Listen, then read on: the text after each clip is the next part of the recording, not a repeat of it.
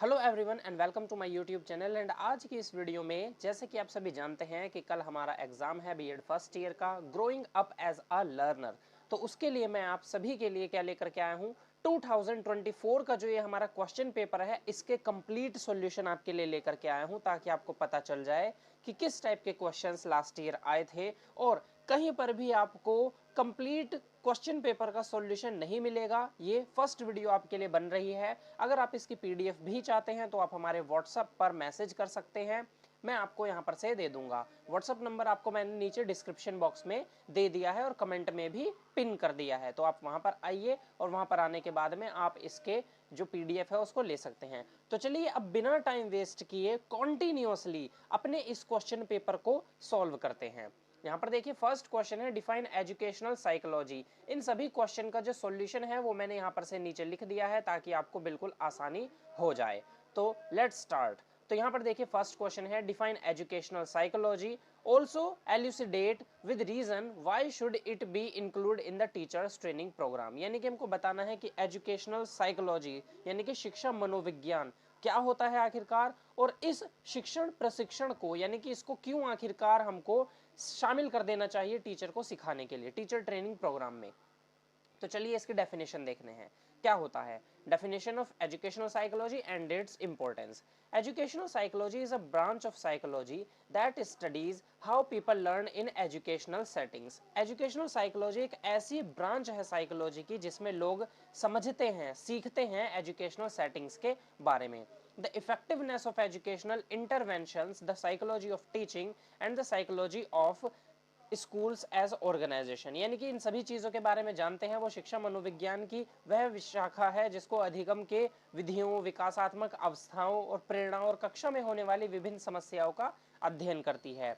It focuses on the individual difference in learning, development stages, motivation and the role of teachers in enhancing learning outcomes। इसका मुख्य जो उद्देश्य है वो है विद्यार्थियों के संपूर्ण विकास में शिक्षक की भूमिका को समझना। ठीक है, यानी कि कैसे आखिरकार एक स्टूडेंट को हम डेवलप कर सकते हैं। तो अब है यहाँ पर need for inclusion in teacher training programme, यानी कि आखिरकार इसको टीचर को क्यों सिखाना जरूरी हो जाता है। Understanding learners development helps teachers understand the physical, emotional, cognitive and social development of learners. यानी कि विद्यार्थियों के विकास को समझने के लिए जरूरी है। विभिन्न विकासात्मक चरणों में विद्यार्थियों की आवश्यकताओं को समझने में सहायता करता है, यानी कि स्टूडेंट्स के बारे में समझने में हमारी हेल्प करता है ये प्रोग्राम। इम्प्रूव्ड टीचिंग मेथड्स, यानी कि जो भी हमारे पास में ये शिक्षण विधि हैं उनके चयन हम कर सकते हैं, चूज कर सकते हैं, बहुत सारे डिफरेंट मेथड्स हैं। ठीक है, guides teachers to adopt suitable strategies based on students need, यानी कि छात्रों की रुचि, योग्यता और आवश्यकता के अनुसार शिक्षण विधियों का मार्गदर्शन करता है। यानी कि मेथड हमको अलग अलग मेथड, जैसे होता है ना एक ही बच्चे को अलग अलग मेथड से पढ़ाते हैं, हम जानते हैं भाई हर एक बच्चा एक ही मेथड से नहीं पढ़ता, तो बच्चे के अकॉर्डिंग मेथड को चेंज करना हमको सिखाता है। Classroom management equips teacher to manage student behavior and maintain a positive learning environment। कक्षा को प्रबंधन यानी कि मैनेज करने के लिए हमारी हेल्प करता है। कक्षा में अनुशासन बनाए रखने एवं सकारात्मक शिक्षण वातावरण में हमारी सहायता करता है। Motivation techniques helps in understanding student motivation and engagement, यानी कि बच्चों को प्रेरणा देने के, मोटिवेट करने के उपाय हमको बताता है, विद्यार्थियों को सीखने के लिए प्रेरित करने के उपाय समझाता है। तो आई होप आपको ये समझ में आ रहा होगा। हिंदी एंड इंग्लिश दोनों में ही मैंने आपको लिए ये बताया हुआ है। एग्जाम में आप लिख करके आएंगे तो दोनों लैंग्वेजेस में लिख करके आना है आप लोगों ने। Handling individual differences trains teacher to support gifted slow learners and special needs children, यानी कि टीचर को एक तरीके से हम बोल सकते हैं विशेष प्रतिभाशाली और जो भी मतलब हमारे स्लो लर्नर्स, जो मंद गति से पढ़ने वाले बच्चे होते हैं, उनको समझने में हमारी हेल्प करता है। Assessment and evaluation enables effective assessment of learning outcomes and progress, यानी कि विद्यार्थियों की प्रगति को मापने के लिए कि कौन स्टूडेंट कितना ज़्यादा ग्रो कर रहा है, किस पर कितना वर्क टीचर को करना है, इन सभी चीज़ों में भी हमारी हेल्प करता है। Teacher student relationship strengthens emotional and professional teacher student bonds, यानी कि एक टीचर और स्टूडेंट के बॉन्ड में हमारा क्या करता है, इमोशनल और प्रोफेशनल बॉन्ड बनाता है दोनों के रिलेशनशिप में। Educational psychology is an essential component in teacher training to make teaching more scientific, learn centered and effective. और जो ये educational psychology है, ये क्या है हमारे पास में टीचर ट्रेनिंग का एक बहुत ही ज़रूरी कंपोनेंट है, क्योंकि इससे जो हमारी टीचिंग है वो वैज्ञानिक, प्रभावशाली और छात्र केंद्रित हो सकती है। तो आई होप आप सभी को ये एजुकेशनल साइकोलॉजी और उसको क्यों हमें आखिरकार टीचर के लिए, टीचर को पढ़ाना चाहिए, टीचर को क्यों बताना चाहिए, समझ में आया होगा। अगर ऐसा कोई क्वेश्चन आता है इससे रिलेटेड तो डेफिनेटली आप आंसर कर सकते हैं। आगे चलते हैं। आप जरा अपने यहाँ पर चॉइस है क्वेश्चन में, बट इसको भी हम करेंगे। Who are gifted children? Gifted children कौन होते हैं? What are their characteristics? इनकी प्रमुख विशेषताएं क्या होती हैं? What arrangements should be made for their education? और ऐसे बच्चों की शिक्षा के लिए कैसी व्यवस्था हमें करनी चाहिए? ठीक है, किस टाइप के अरेंजमेंट्स होने चाहिए ऐसे बच्चे को अगर हमें पढ़ाना है तो। मीनिंग ऑफ गिफ्टेड चिल्ड्रन, पहले प्रतिभाशाली बच्चों का हम अर्थ समझ लेते हैं। Gifted children are those who show exceptional ability or talent in one or more areas such as intellectual ability, academic performance, creativity, leadership और specific skills। यानी कि प्रतिभाशाली बच्चे वे होते हैं जो एक या एक से अधिक क्षेत्रों में असाधारण क्षमता या योग्यता प्रदर्शित करते हैं, जैसे बौद्धिक क्षमता, शैक्षिक प्रदर्शन, रचनात्मक नेतृत्व या फिर विशेष कौशल। अब देखिए, हम गिफ्टेड चाइल्ड को क्या समझते हैं कि भाई ये तो डिसेबल है, बट वो डिसेबल नहीं है, उनके पास में हमसे भी ज्यादा एबिलिटी है। देखिए भाई, हमारा पूरी जो बॉडी पार्ट्स हैं वो सारे के सारे बिल्कुल ठीक है, लेकिन क्या कभी आपने कभी इमेजिन किया कि अगर किसी बॉडी पार्ट में जरा से भी खराबी हो जाए तो हमारी लाइफ क्या ही रहेगी, है ना? हमें बहुत ज्यादा टाइम लग जाएगा अपने आप को संभालने में। लेकिन वो बच्चे जब ऐसे ही होते हैं तो आखिरकार उनके पास में जरूर कोई ना कोई हमसे अच्छा टैलेंट है जिसकी वजह से वो अपनी लाइफ को जी पाते हैं। तो वही हमको पॉजिटिव वे में देखना है, नेगेटिव वे में नहीं देखना है। आगे है, देयर कॉग्निटिव, इमोशनल और social development in often more advance than their peers. यानी कि उन सभी बच्चों की, सामान्य बच्चों की तुलना में वो थोड़े से एडवांस होते हैं। कैसे? संज्ञात्मक, भावनात्मक और सामाजिक विकास में बहुत ज्यादा डेवलप्ड होते हैं वो। अब आप देखिए, जैसे कि मैं आप लोगों को यहाँ पर से पढ़ा रहा हूँ, ठीक है, आप पढ़ रहे हैं, आप समझ रहे हैं, तो यही चीज क्या है, अगर मैं बोलूं यही पूरे के पूरे जो भी चीज लिखे इसको आप साइन लैंग्वेज में बताइए तो आप नहीं बता सकते भाई, ठीक है। बट जो दूसरे हमारे बच्चे हैं वो साइन लैंग्वेज में या डिफरेंट डिफरेंट टाइप्स की स्टडीज वो करके आपस में बात वगैरह कर सकते हैं। अब यहाँ पर कैरेक्टरिस्टिक्स जानते हैं हमारी। अकॉर्डिंग टू दिहान एंड काफ सम की ट्रेड्स, कुछ कैरेक्टरिस्टिक्स हैं यहाँ पर। हाई आईक्यू, जो इनका बौद्धिक स्तर है वो बहुत ज्यादा होता है। आईक्यू कितना? 110 से ज्यादा ही होता है। शार्प ऑब्जर्वेशन, ये घटनाओं का बारीकी से निरीक्षण करते हैं, यानी कि इन्वेस्टिगेशन बहुत अच्छा करते हैं ये। फास्ट एंड एक्यूरेट लर्निंग, इनकी सीखने की गति थोड़ी तेज होती है और बिल्कुल सटीक होती है, प्रिसाइज्ड होती है एकदम। स्ट्रॉन्ग वोकेबलरी, शब्द ज्ञान अत्यधिक विस्तृत होता है इन सभी का। Interest in variety of fields, यानी कि बहुत सारी विभिन्न विभिन्न रुचियां रखते हैं, बहुत सारी फील्ड्स में इनका इंटरेस्ट होता है। Capable of original and logical thinking, मौलिक और तर्क संगत चिंतन में सक्षम होते हैं, यानी कि डिबेट्स वगैरह में ये काफी ज्यादा अच्छे होते हैं। Prefer understanding over rote learning, यानी कि समझने, रटने की बजाय ना समझने में विश्वास करते हैं। जैसे कि मैं आपको यहाँ पर एक एक चीज समझा रहा हूँ, ठीक है। फ्रेंडलीनेस विद एल्डर्स, और बड़े लोग जो होते हैं हमारे एल्डर, जो बूढ़े लोग हैं, उनके साथ में बहुत अच्छे से ये दोस्ती कर लेते हैं। साइंटिफिक आउटलुक, वैज्ञानिक दृष्टिकोण रखते हैं। जैसे कि बहुत बड़े वैज्ञानिक का नेम स्टीफन हॉकिंग्स, भाई वो भी तो क्या थे, वो भी तो एक गिफ्टेड चाइल्ड थे, स्पेशल चाइल्ड थे। और देखिए कितने बड़े, मतलब ब्रीफ हिस्ट्री ऑफ टाइम उन्होंने बुक लिखी और कितने ज्यादा फेमस साइंटिस्ट हैं वो हमारे। High ambition and general knowledge, वैज्ञानिक दृष्टिकोण रखते हैं और quick in humour and games, और महत्वाकांक्षी होते हैं और गेम्स वगैरह में भी बहुत ज्यादा तेज होते हैं। अब यहाँ पर एजुकेशनल अरेंजमेंट की बात आ गई। जैसे देखिए यहाँ पर लिखा हुआ है ना, हेडिंग विद पॉइंट्स, ऐसा ही अगर आप अपने एग्जाम में लिख करके जाएंगे तो डेफिनेटली आप 16 में से 16 मार्क्स पाएंगे। तो इक्वालिटी ऑफ अपॉर्चुनिटीज, यानी कि अवसरों की समानता प्रदान होनी चाहिए। भाई जितनी वैल्यू हम समान बच्चों को दे रहे हैं उतनी ही वैल्यू हमें अपने गिफ्टेड चाइल्ड को भी देनी चाहिए।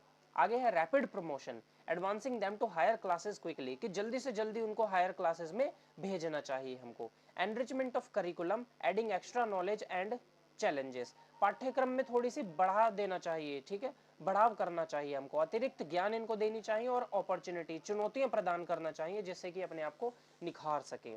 Prevention of bad social habits, बुरी सामाजिक आदतों को रोकथाम करना चाहिए।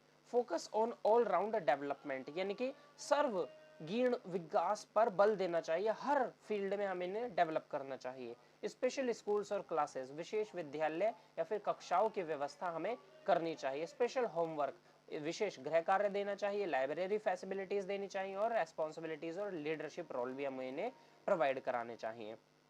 तो हमें यहाँ पर जाना था कि गिफ्टेड चाइल्ड क्या होते हैं और ये क्या कैरेक्टरिस्टिक्स होती हैं और क्या हमके इनकी एजुकेशन अरेंजमेंट करने चाहिए। तो तीनों चीज़ हमने यहाँ पर से पढ़ ली हैं। आई होप आप सभी को समझ में भी आ गई होंगी। तो अभी हम growing up as a learner का ही कर रहे हैं 2024 का, बट अभी मैं कुछ और प्रीवियस ईयर क्वेश्चन पेपर आप सभी के लिए लेकर आने वाला हूँ। तो इसी वजह से चैनल को सब्सक्राइब जरूर कर दीजिएगा, क्योंकि हमारे पास सिर्फ और सिर्फ आज का दिन है। तो बस यहाँ पर जैसे ही आप इस वीडियो को देखकर खत्म करेंगे, इतने में ही आपके लिए दूसरी वीडियो आ जाएगी। तो that's why you have to subscribe the channel. Second question करते हैं, describe Thorndike's learning theory, discuss educational implications of Thorndike's learning theory. भाई देखो, इस क्वेश्चन को थोड़ा ध्यान से समझना है। क्यों? देखो भाई मेरे साथियों, जब किसी भी एक स्पेशल इंसान का नेम आ जाता है क्वेश्चन में, तो हमें उससे ही रिलेटेड लिखना चाहिए। जैसे ऊपर गिफ्टेड चिल्ड्रन था, अगर वो आपने पढ़ा नहीं है ना, तब भी आप उसमें थोड़ा बहुत लिख सकते थे, आराम से 3-4 पेज भर देते आप उसके आंसर में। लेकिन अब अगर आपको थॉर्नडाइक के बारे में कुछ पता ही नहीं है, तो आप खुद बताइए कि आप क्या ही लिख सकते हैं। इसलिए इसको आपको ध्यान से समझना है। तो भाई हमको थॉर्नडाइक के अधिगम लर्निंग थ्योरी सिद्धांत के बारे में यहाँ पर से बताना है, और बताना है कि आखिरकार उनके थ्योरी में क्या इंप्लीकेशंस हमको करने चाहिए। Thorndike's learning theory, trial and error theory, इनकी थ्योरी का नेम क्या है? ट्रायल एंड एरर थ्योरी भी नाम से जानी जाती है। एडवर्ड एल थॉर्नडाइक, पहले तो इनका पूरा का पूरा नेम है Edward L Thorndike, an American psychologist, ये अमेरिकन साइकोलॉजिस्ट है। Proposed the trial and error theory of learning, और इन्होंने ही ट्रायल एंड लर्निंग थ्योरी के बारे में बताया है। According to this theory, learning occurs through a process of trying various responses until a successful one is found. तो इनके according learning theory क्या है? इनके अकॉर्डिंग लर्निंग का मतलब है कि एक चीज के बहुत सारे रेस्पॉन्सेज, यानी कि एक चीज को बहुत बार ट्राई करना, और जब हम बहुत बार ट्राई करते हैं तो उनमें से कोई ना कोई एक सक्सेसफुल रेस्पॉन्स हमें जरूर मिलता है। जैसे कि आपने देखा होगा अवेंजर्स एंड गेम हमने देखी थी, तो उसमें डॉक्टर स्ट्रेंज कितने सारे आउटकम्स देखता है, लेकिन उसमें से सिर्फ और सिर्फ एक ही बढ़िया होता है। तो आप बिल्कुल इसको रिलेट कर सकते हैं कि थॉर्नडाइक की जो लर्निंग थ्योरी थी वो वहां पर से यूज की गई, कि बहुत सारे अटेम्प्ट किए गए और उसमें से बस एक ही सही निकला, एक ही सक्सेसफुल हुआ, और फिर उसी को ही जब हमने किया तो सबसे अच्छा रिजल्ट उससे ही निकल करके आया। It involves repeated efforts and elimination of unsuccessful responses, यानी कि हमको लगातार प्रयास करते रहना है और जितने भी अनसक्सेसफुल रेस्पॉन्सेज हैं उन सभी को हमें नेग्लेक्ट कर देना है, एलिमिनेट कर देना, उन पर ध्यान नहीं देना है। अब यहाँ पर की लॉज आ गए हैं हमारे पास में थॉर्नडाइक की थ्योरी के। लॉ ऑफ रेडीनेस, यानी कि learning takes place effectively when the learner is mentally and physically ready, यानी कि तत्परता का नियम, जब विद्यार्थी मानसिक और शारीरिक रूप से तैयार होता है तो लर्निंग जो है वो प्रभावी हो जाता है, इफेक्टिव हो जाता है एकदम। Law of exercise, repetition and practice of a response strengthens learning, यानी कि अभ्यास का नियम, अभ्यास से लर्निंग जो है वो और ज्यादा मजबूत होता है। लर्निंग को यहाँ अधिगम बोला जा रहा है, तो अगर आप हिंदी में लिखेंगे ना तो अधिगम लिखना, अदरवाइज इंग्लिश में तो लर्निंग आप लिख ही सकते हैं। तो अभ्यास का नियम हम जानते हैं भाई, बार बार अभ्यास करना चाहिए। अब आपने एक बार ये वीडियो देखी तो आप एक बार और इसको देखिए, ठीक है, और अच्छे से आपको समझ में आएगा। अगर आप वीडियो से मतलब आपको लग रहा है कि हम तो नोट्स पढ़ेंगे, तो आप नोट्स भी ले सकते हैं। हमारा व्हाट्सअप नंबर कमेंट बॉक्स में है या फिर डिस्क्रिप्शन बॉक्स में गिवन है, तो आप डायरेक्ट हमें व्हाट्सअप पर मैसेज करके इन नोट्स को ले सकते हैं। Law of effect, responses followed by satisfaction are likely to be repeated while those followed by discomfort are out, यानी कि प्रभाव का नियम, संतोषजनक परिणाम से युक्त उत्तर दोहराए जाते हैं, यानी कि जिससे हमको लगता है कि हाँ भाई ये आंसर सही हो सकता है इस प्रॉब्लम का, तो फिर वही रेस्पॉन्स हमको क्या करना है, उसी को ही बार बार रिपीट करना है, और देखिए वो आंसर और ज्यादा निखर करके आएगा। ठीक है, एजुकेशनल इंप्लीकेशंस, यानी कि किस तरीके से हमको इसे इम्प्लाई करना चाहिए। Importance of practice, repetition and drills help students learn effectively, यानी कि अभ्यास का महत्व क्या है? अभ्यास का महत्व भाई अभ्यास और रिवीजन, यानी कि पुनरावृत्ति जो है हमारे, वो हमारे क्या करता है? सुदृढ़ बनाता है, इफेक्टिव बनाता है और ज्यादा। Use of reinforcement, positive reinforcement motivates students to repeat desired behaviour, यानी कि जो प्रेरणा का प्रयोग है, सकारात्मक प्रेरणा से बच्चों में अधिगम की इच्छा बढ़ती है, लर्निंग की इच्छा बढ़ती है, अगर हम उनको पॉजिटिव मोटिवेट करेंगे तो। Progressive learning, lessons should move from simple to complex based on readiness, ठीक है, यानी कि सरल से कठिनाई की ओर पढ़ाई की जानी चाहिए। ये नहीं भाई पहले हार्ड हार्ड चीजें पढ़ ली, फिर हमने जो है इजी इजी चीज पढ़ी, पहले इजी चीज पढ़ो, फिर लास्ट में जाकर के कठिन चीज पढ़नी है।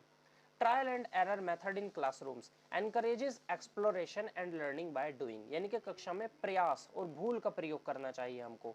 बच्चों को प्रयोग और अनुभव से सीखने का अवसर देना चाहिए, मतलब एक स्टूडेंट को करने दो, अगर वो गलत कर रहा है ना उसको टोको मत, क्योंकि जब वो गलत करेगा तो उसको अपनी गलती पता लगेगी और तभी उसकी जाकर के गलती बिल्कुल ठीक हो जाएगी। Feedback system helps student understand which responses are correct, यानी कि आप क्या करना चाहिए, जैसे कि मानो आप कोई क्वेश्चन करा रहे हो तो उस क्वेश्चन को ना आपने क्या करना है भाई, 2-3 आंसर्स उसके लिखना और बच्चों से पूछना है कि भाई कौन सा आंसर आपको सही है। ये मैथमेटिक्स और साइंस वाले टीचर्स के लिए काफी ज्यादा अच्छा रहेगा ये फीडबैक सिस्टम। भाई मैथ्स के एक क्वेश्चन को आप 2 से 3 तरीके से लिख दो और बच्चों से पूछो कि बच्चों कौन सा सही है, तो वो अपना माइंड लगा करके तब वहां पर बताएंगे, तो उनके माइंड में जाएगा कि आखिरकार क्या सही है और क्या गलत है।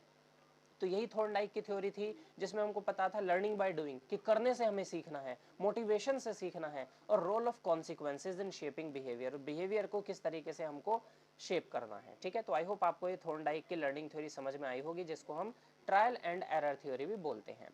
नेक्स्ट क्वेश्चन आ जाता है, चॉइस में है हमारा 16 मार्क्स का, what is meant by mental health, यानी कि मेंटल हेल्थ मानसिक स्वास्थ्य से क्या तात्पर्य है।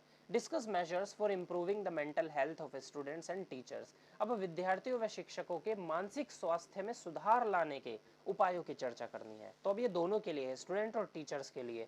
तो जो भी हमारे अपकमिंग टीचर्स हैं, यानी कि जो इस वीडियो को देख रहे हैं, तो काफी ज्यादा इंपॉर्टेंट ये उनके लिए हो जाता है। अब कंसेप्ट ऑफ मेंटल हेल्थ, पहले भैया मानसिक स्वास्थ्य के बारे में बताएंगे, उसकी अवधारणा को बताएंगे, ठीक है, तो ऐसे ही आपको अपने एग्जाम में लिखना है, सरल से कठिन की तरफ जाना है एकदम।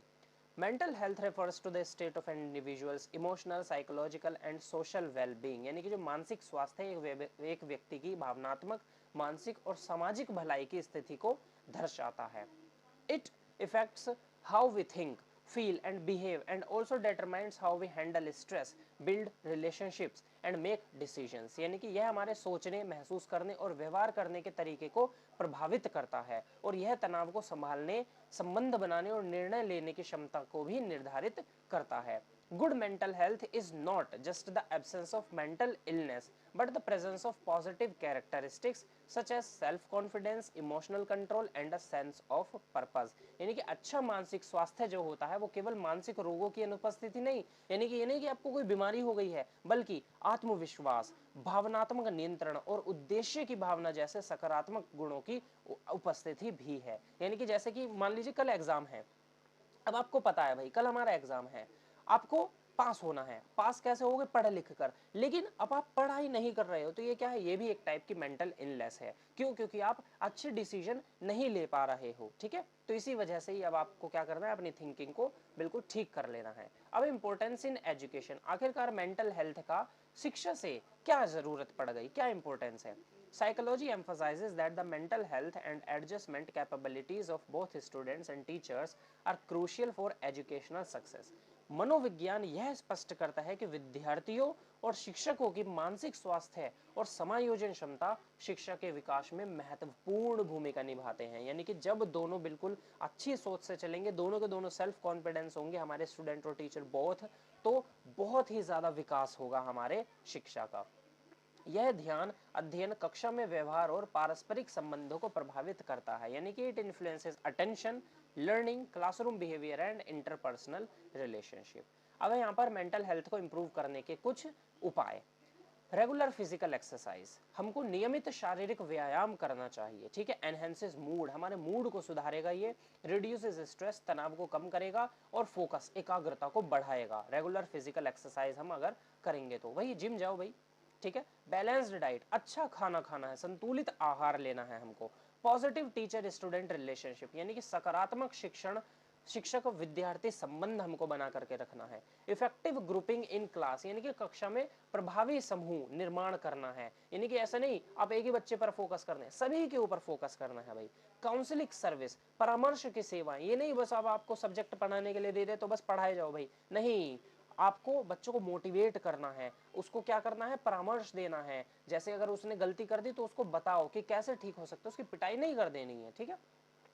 रिलैक्सेशन टेक्निक्स, यानी कि विश्राम तकनीकें, बड़े स्लोली स्लोली आपको चलना है। अवॉइड एक्सेस प्रेशर, और बच्चों को प्रेशर नहीं बिल्कुल भी देना है। अपॉर्चुनिटीज फॉर एक्सप्रेशन, बच्चों को अपने आप को एक्सप्रेस करने के आप अपॉर्चुनिटीज दो। जैसे किसी भी एक स्टूडेंट को खड़ा करके पूछो कि भाई क्या प्रॉब्लम है, क्यों समझ में नहीं आ रहा है, जो भी प्रॉब्लम है बताओ। कभी कभी आपने देखा होगा बच्चे डर जाते हैं, क्यों? क्योंकि एक टीचर और स्टूडेंट की जो रिलेशनशिप है वो एक अच्छी नहीं है। अगर बच्चा और स्टूडेंट जो है वो दोनों काफी अच्छे से एक दूसरे के साथ में रहेंगे तो फिर वो एक दूसरे को अपनी प्रॉब्लम्स बताएंगे, जिससे कि जो एक स्टूडेंट है वो काफी अच्छे से ग्रो हो सकता है।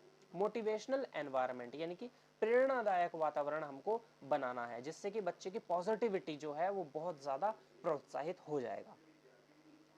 नेक्स्ट क्वेश्चन आता है हमारे पास थर्ड। यहाँ पर से हम 4 क्वेश्चंस कर चुके हैं भाई, ठीक है। कहने को 2 थे लेकिन 4 कर लिए क्योंकि चॉइस में भी तो था। अब है what is the concept of personality, explain any 2 personality theories in detail. अब भाई पर्सनैलिटी थ्योरी के बारे में बताना है और 2 पर्सनैलिटी थ्योरी को हमें डिटेल में भी बताना है। तो कंसेप्ट आ गया भाई, देखो पहले वही साधारण, बिल्कुल एकदम हम क्या करते हैं सरल से कठिन की तरफ चलेंगे, तो क्वेश्चन को बिल्कुल इजी बनाते हैं हम। Personality refers to the unique and stable patterns of behaviours, thoughts, emotions and motivations that define an individual, यानी कि जो व्यक्तित्व है एक व्यक्ति की विशिष्ट और स्थिर व्यवहारिक, मानसिक, भावनात्मक और प्रेरक विशेषताओं का समुच्चय है। It includes both innate traits and learned behaviours, यानी कि ये दोनों चीजें बताता है। एक तो वो जो हमें जन्मजात गुण मिले हैं अपने माता पिता से, और दूसरी चीज वो जो हम सीखते हैं, यानी कि सीखे गए बिहेवियर जो हम बाहर देख करके सीखते हैं। Personality influences how people perceive the world, relate to others and respond to different situation, यानी कि पर्सनैलिटी से ही क्या होता है, व्यक्तित्व यह निर्धारित करता है कि व्यक्ति दुनिया को कैसा देखता है। भाई जैसा आपका पर्सपेक्शन होगा, जैसे आप दुनिया को देखेंगे वैसा ही आपके लिए दुनिया बन जाएगी। आप दुनिया को अच्छे नजरिए से देखेंगे तो अच्छी होगी, बुरी होगी तो बुरी हो जाएगी, ठीक है।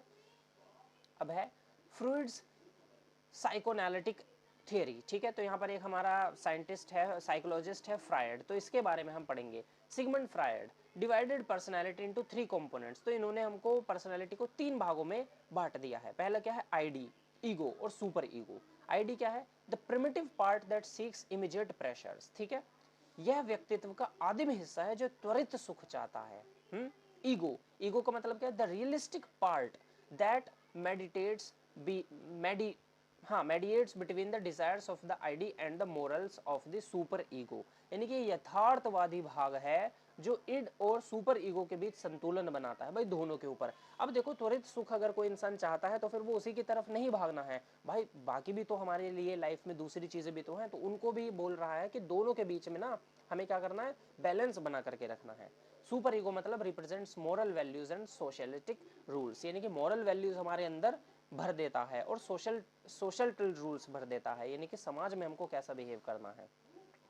According to Freud, human behavior is driven by unconscious desires and early childhood experiences, यानी कि जैसा हमको बचपन में सिखाया जाता है ना वैसा ही हमारा ह्यूमन बिहेवियर हो जाता है, but still we can change, हम आसानी से उसको चेंज कर सकते हैं। Personality development occurs in psychosexual stages, यानी कि जो व्यक्तित्व का विकास है वो मनोयोनिक चरणों पर होता है, बदलता रहता है टाइम के साथ साथ। अब यहाँ पर है भाई Carl Jung's personality theory. Carl Jung के ऊपर हमने फ्रायड की पर्सनैलिटी थ्योरी पढ़ी क्योंकि 2 जाननी है, तो अब ये दूसरी जानते हैं हम। कार्ल जंग ने 2 मेन टाइप्स में बताया, एक तो इंट्रोवर्ट्स और एक्सट्रोवर्ट्स। भाई इंट्रोवर्ट्स मतलब जो कम बोलते हैं, थॉटफुल होते हैं, रिजर्व्ड होते हैं, ठीक है, जो अंदर की ओर केंद्रित, विचारशील और संकोची होते हैं। सामने वाले से बात करने में थोड़ा संकोच करेंगे, बस अपने अंदर ही अंदर सोचते रहेंगे, इंट्रोवर्ट कम बोलने वाले। एक्सट्रोवर्ट मतलब individuals who are outward focused, मतलब जो अपने अंदर कुछ रखते ही नहीं, सब कुछ बाहर बांट देते हैं, सब कुछ बाहर ही बता देते हैं, ठीक है। Jung also introduced the concept of collective unconscious, which includes shared memories and archetypes common to all humans. जंग ने सामूहिक अचेतन की अवधारणा भी दी है जिसमें सभी मनुष्य को साझा अनुभव और आदर्श शामिल होते हैं, यानी कि सभी को अपनी जो थिंकिंग है वो दूसरों के साथ में बांटनी चाहिए। अब इसका और क्वेश्चन आ गया है तो उसको भी करते हैं। What is intelligence? Describe the theories of intelligence in detail.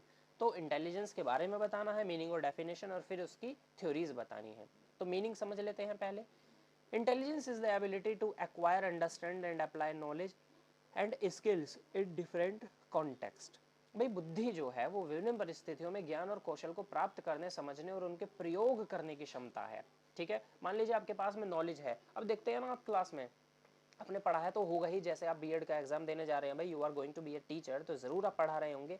तो अब देखते हैं कि भाई आखिरकार बच्चे को कैसे इंटेलिजेंस है उसकी, मतलब किसी को जल्दी समझ आता है, किसी को कम समझ में आता है। तो इंटेलिजेंस वही है कि एबिलिटी, एबिलिटी मतलब कि कितनी जल्दी कोई किसी चीज को समझ सकता है। अब आपने मान लीजिए कोई चीज बच्चों को समझाई, कंसेप्ट समझा दिया, अब बच्चा क्वेश्चंस कैसे करेगा, मतलब उसी से रिलेटेड जब अलग क्वेश्चन आएगा तो उसको कैसे करेगा, तो यानी कि अपने इंटेलिजेंस को यूज करना, ये सभी चीजें हैं हमारे पास में। ठीक है, it is not a single unit but a combination of various mental abilities like reasoning, memory, verbal and non verbal understanding and problem solving।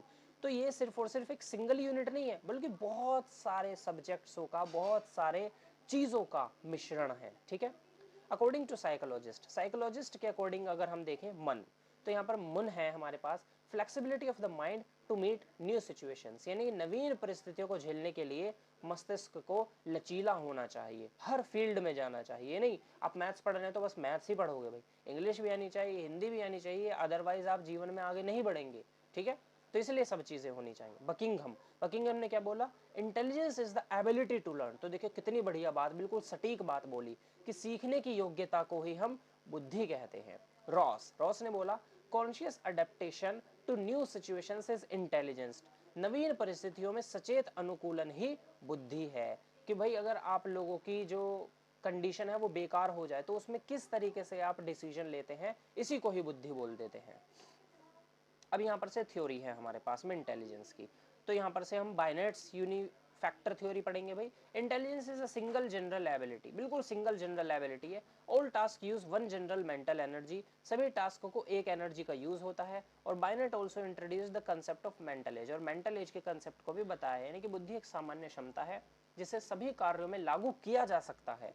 Beneath ने ही मानसिक आयु की अवधारणा दी थी। स्पेयर्समैन टू फैक्टर थ्योरी, अब इनके बारे में पढ़ते हैं। तो जी फैक्टर और एस फैक्टर, यानी कि सामान्य बुद्धि जो जी फैक्टर कहलाती है, विशिष्ट बुद्धि एस फैक्टर स्पेसिफिक इंटेलिजेंस कहलाती है।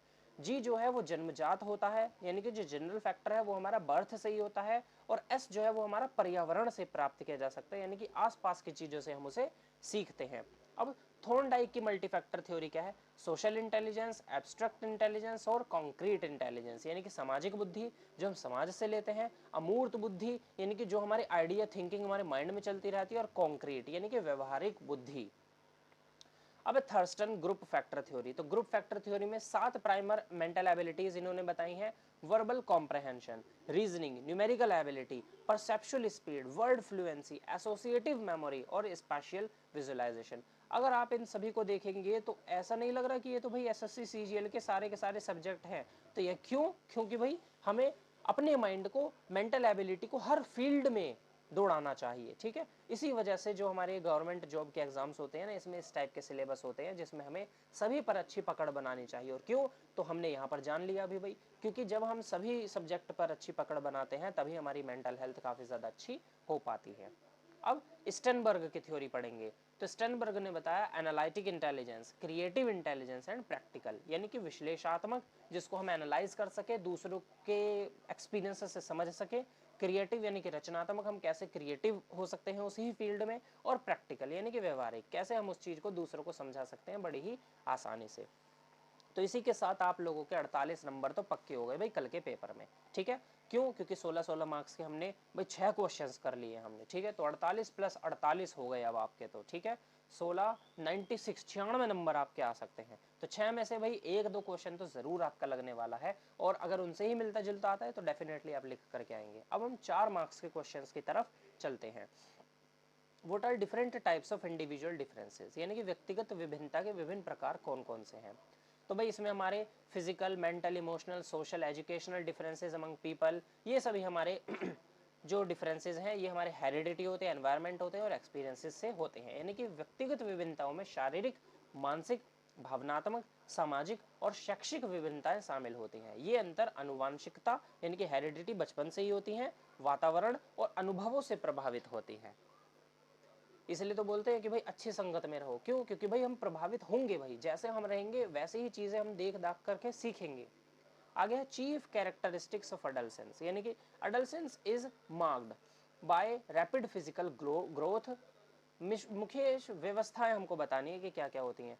तो by rapid physical growth, mental instability, search for identity and increasing independence. किशोर अवस्था में तीव्र शारीरिक विकास होता है, हमारी बॉडी का विकास होता है, भावनात्मक अस्थिरता आती है, यानी कि जैसा हम बचपन में थे वैसे ही जब हम अडल्ट हो जाते हैं तो हमारी थिंकिंग में थोड़ा बहुत चेंज आ जाता है। कभी कभी होता है ना, हम सोचते हैं और सोचने के बाद हम सोचते हैं भाई कितना पागल था मैं। तो यही है कि आपका जो जो इमोशनल इंस्टेबिलिटी है ना, आप अपने आप को बदल रहे हैं, आप कुछ ना कुछ सीख रहे हैं। आत्म पहचान की खोज, भाई बिल्कुल जब हम अडल्ट हो जाते हैं तो हम अपने एक वैल्यू बनाना चाहते हैं, अपने आप को जानने की कोशिश करना चाहते हैं कि आखिरकार हम हैं क्या, दूसरे लोग हमें इस तरीके से जाने। तो हम अपनी आइडेंटिटी खुद सर्च करते हैं और उसको बनाते भी खुद हैं। स्वतंत्रता की भावना विकसित होती है, यानी कि हम क्या बोलते हैं कि भाई बस अब हम इंडिपेंडेंट हो जाएं, बिल्कुल फ्री रहें, कोई हमें रोक टोक ना करे। तो ये सभी हमारी कुछ कैरेक्टरिस्टिक्स है। Right the types of motivation, motivation के टाइप्स हमको बताने हैं। अब मोटिवेशन दो टाइप का होता है, इंट्रिंसिक मोटिवेशन जो कम्स फ्रॉम विद इन, अंदर से आता है, और एक्सट्रिंसिक मोटिवेशन यानी कि एक्सटर्नल रिवॉर्ड्स पर। अब इंट्रिंसिक मतलब क्या, मान लीजिए भाई आपको टीचर बनना है, अब ये मोटिवेशन आपका अंदर से आया है कि भाई मुझे टीचर बनना है। एक्सट्रिंसिक क्या है कि आपने किसी टीचर को देखा कि भाई खान सर तो बहुत अच्छा पढ़ाते हैं, या फिर ये जो इंसान है वो बहुत अच्छा पढ़ाता है, तो ये एक्सटर्नल है, तो आप उसको देख करके मोटिवेट होंगे, तब आप टीचर बनने की सोचेंगे। लेकिन इन दोनों में अगर हम जाने तो इंट्रिंसिक मोटिवेशन है कि जो खुद से अंदर से आता है वही सबसे ज्यादा बढ़िया होता है। अब है what do you understand by mental hygiene, मानसिक स्वच्छता से आप क्या समझते हैं। Mental hygiene refers to maintaining a healthy mind by managing stress, emotions and promoting positive thinking. यानी कि मानसिक स्वच्छता का अर्थ है मानसिक तनाव, भावनाओं और प्रबंधन करना और सकारात्मक सोच को बढ़ावा देना। यानी कि जो भी आपके माइंड में चल रहा है ना, उसको आप क्या करें, समझें, सोचें, अगर वो सोल्व हो सकता है तो सोल्व करें, अदरवाइज आप अपनी सोच को आगे बढ़ाएं, यानी मूव ऑन करना, सिंपल भाषा में हम बोले तो। What do you understand by creativity, creativity is the ability to produce new and original ideas, नए आइडियाज को प्रोड्यूस करना ही क्रिएटिविटी होता है। सॉल्यूशंस और आर्टिस्टिक एक्सप्रेशंस, ठीक है, नए नए सॉल्यूशंस निकालना और एक्सप्रेशंस करना, तो अपने आप को अभिव्यक्त करने की क्षमता को ही हम क्रिएटिविटी कहते हैं। अब देखिए इसका मैं एक बहुत अच्छा एग्जांपल देता हूँ।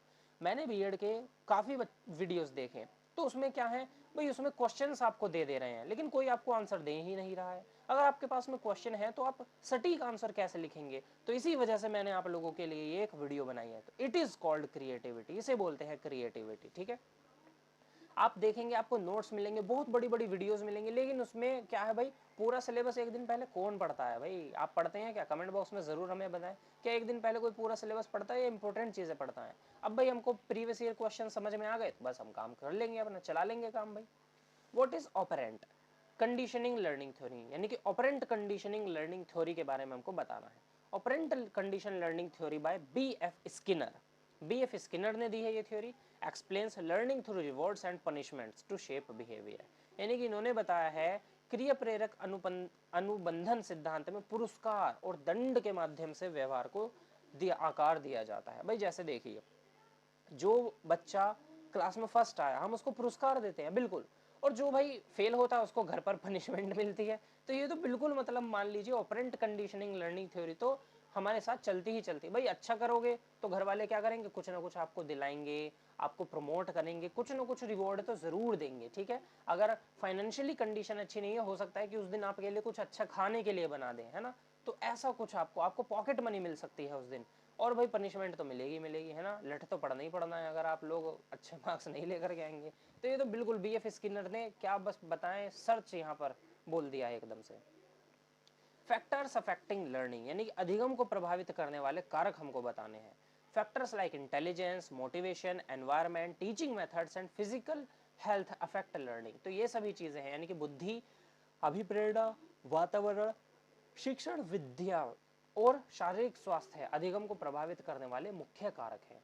हमको यहाँ पर अब रिलेशन बिटवीन इंटेलिजेंस और क्रिएटिविटी के बारे में, दोनों के बीच में रिलेशन बताना है, यानी कि बुद्धि और सृजनात्मकता में संबंध। Intelligence and creativity are related but distinct. Related है लेकिन दोनों अलग हैं भाई।